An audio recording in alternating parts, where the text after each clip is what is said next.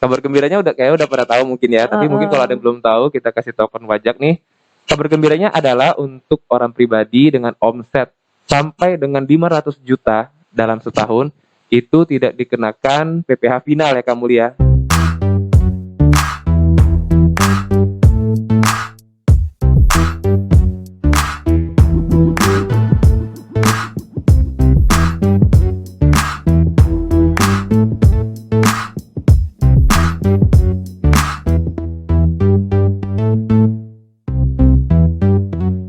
Hai kawan pajak, berjumpa kembali di Potex 402, podcast kekinian untuk masa depan. Di tengah pandemi COVID-19 yang terjadi saat ini, tidak sedikit pelaku usaha UMKM yang tetap bertahan melakukan kegiatan usahanya. Bahkan bermunculan pelaku usaha UMKM baru yang mulai merintis usahanya. Ini membuktikan bahwa pelaku UMKM adalah penopang utama bagi perekonomian negara kita.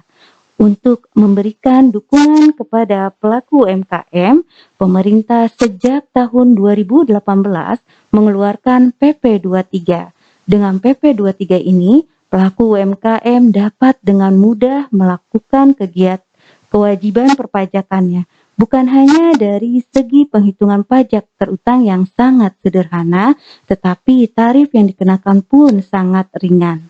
Lantas, apa sajakah kewajiban perpajakan yang harus dilakukan oleh pelaku UMKM? Bersama saya, Mulyati dan Ruben Gultom, di kesempatan Potex kali ini akan memperbincangkan mengenai aspek-aspek kewajiban perpajakan bagi pelaku UMKM. Kak Ruben, saat kita bertugas di Helpdesk, terkadang kita masih menjumpai kawan pajak yang sudah memiliki NPWP tetapi tidak mengetahui kewajiban perpajakannya, terutama yang melakukan kegiatan usaha UMKM. Terkadang mereka hanya terpikir saat membuat NPWP hanya sebagai sarana administrasi dalam melaksanakan usahanya.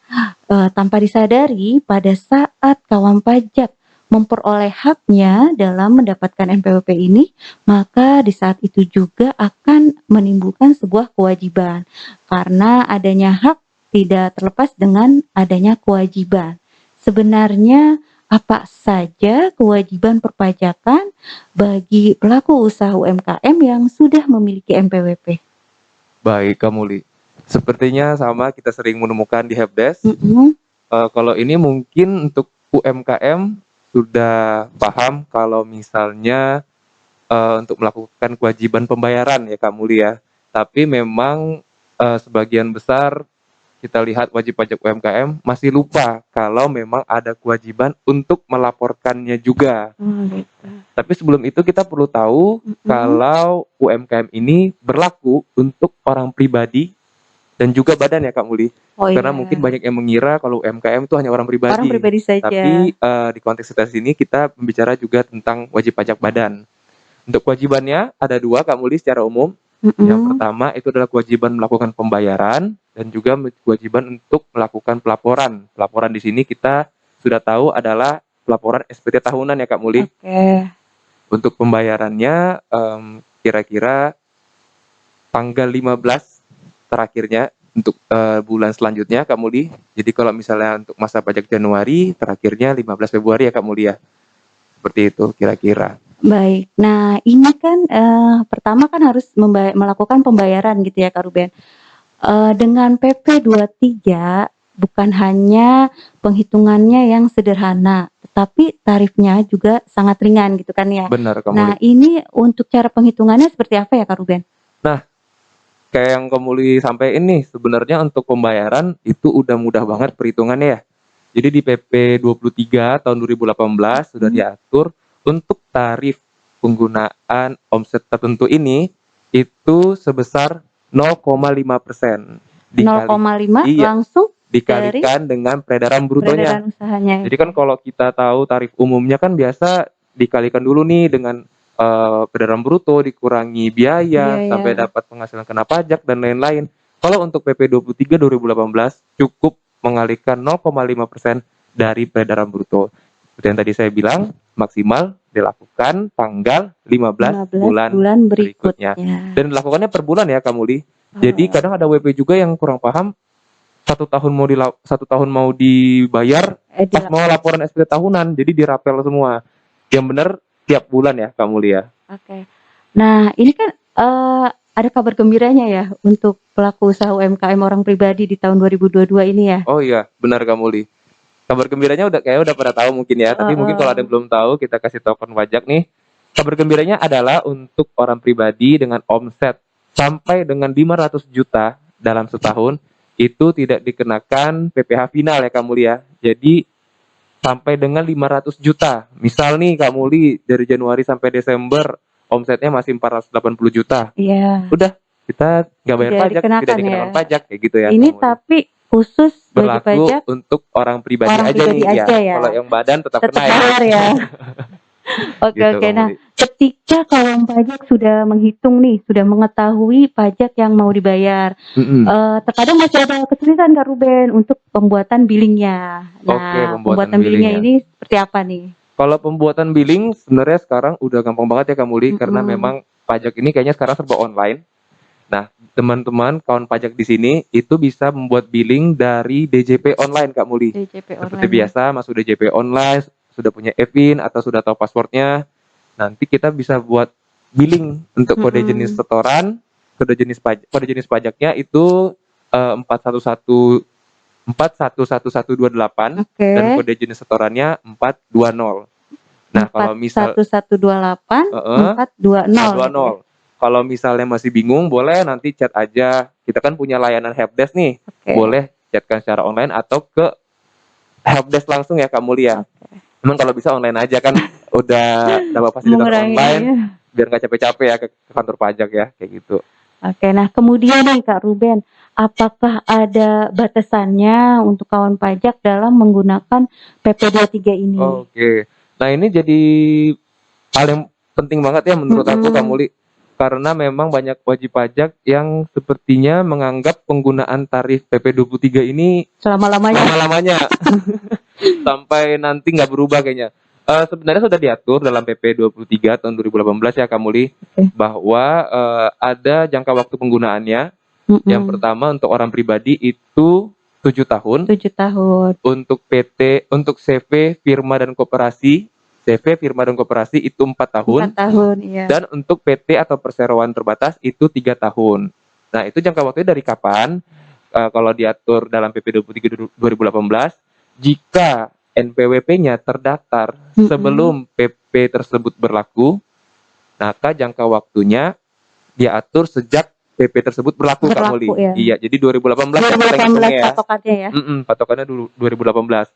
Tapi kalau NPWP itu terdaftar, jadi WP-nya baru daftar punya NPWP nih, sejak peraturan tersebut berlaku tahun 2019 dan seterusnya, maka jangka waktu tadi yang saya sebutkan itu dihitung dari tahun terdaftarnya. Kalau misalnya sebagai contoh nih Kak Muli ya, ini mungkin banyak juga soalnya WP yang salah di sini nih Kak Muli. Contohnya ada CV nih, CV-nya terdaftar 2017.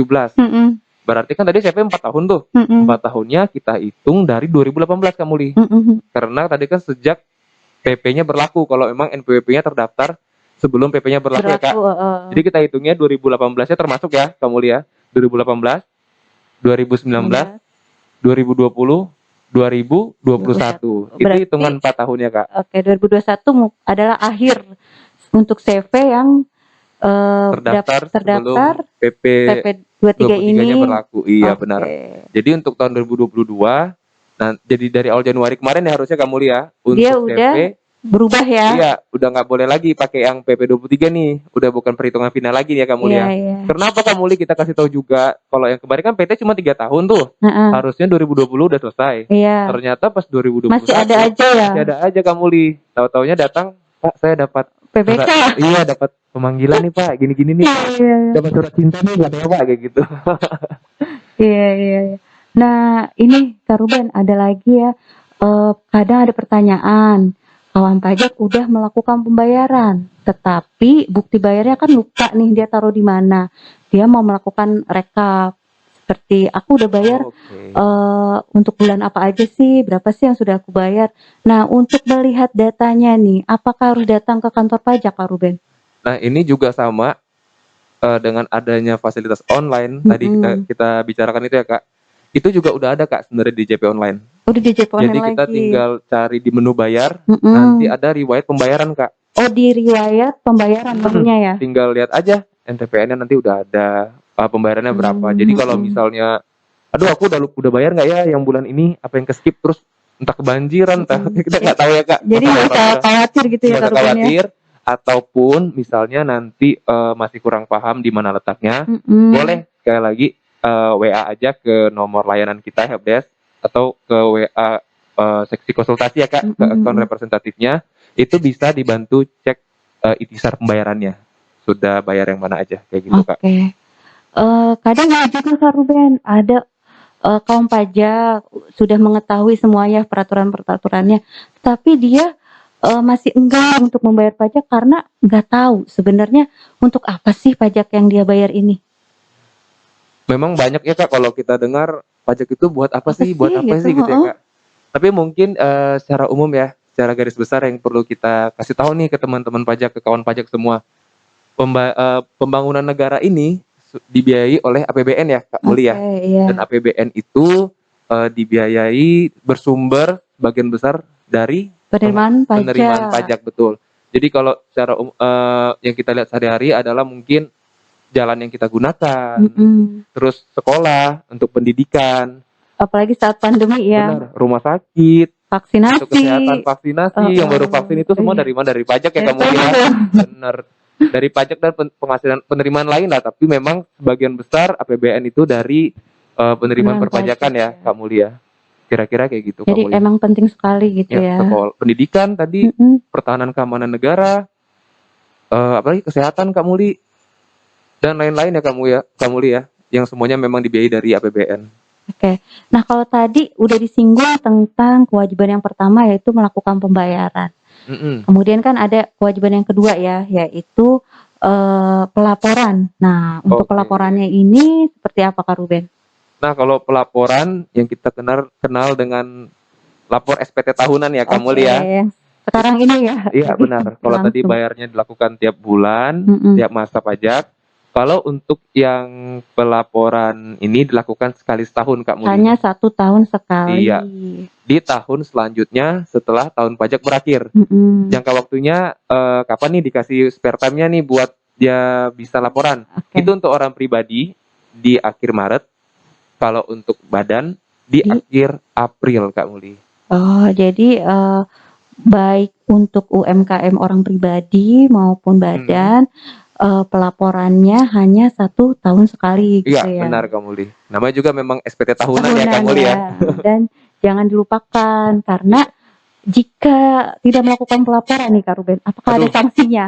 sayang banget ya sebenarnya kawan pajak, mungkin pernah nih ada yang dapat surat cinta gara-gara Belum lapor, SPT? belum lapor atau telat lapor Kak Muli. Sayang banget karena ada denda Kak Muli ya, ada Mhm, sanksi sebesar 100.000 untuk wajib pajak orang pribadi yang telat lapor dan mhm. 1 juta untuk wajib pajak badan, kayak gitu Kak Muli. Nah, sebenarnya kan itu tidak perlu ya, Sebenarnya tidak kalau perlu, kita sayang kan? melaksanakan kewajiban Mhm. pelaporannya, Kalau tadi iya. bisa buat bayar 1 juta buat sanksi, mending 1 jutanya buat bayar Bayar pajaknya kan pajak Kak ya? Muli kan? Iya, betul betul betul. Nah, ini yang terakhir nih mungkin dari Nah, terakhir Kak aja nih Ruben Kak ya, Muli. udah panjang ceritanya. Untuk yang terakhir mungkin ada kesimpulan dari Kak Ruben yang ingin disampaikan? Oke, kalau aku sih lebih ke saran mungkin ya Kak Muli ya, sarannya Mhm. untuk kawan pajak semua, untuk taat dalam memenuhi kewajiban perpajakannya, baik itu dari pembayaran maupun pelaporannya. Itu aja mungkin dari aku Kak Muli. Oke, terima kasih banyak ya Kak Ruben Ya, ya. sama-sama Kak Muli. Pembangunan yang saat ini berlangsung memerlukan kita sebagai warga negara.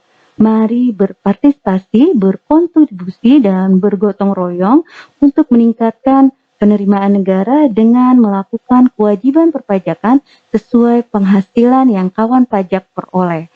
Semakin meningkat penerimaan negara, semakin berkelanjutan pembangunan yang dilaksanakan. Pajak kuat, Indonesia maju. Sampai di sini dulu podcast kami kali ini. Semoga bermanfaat. Terima kasih. Sampai berjumpa kembali di podcast kami berikutnya.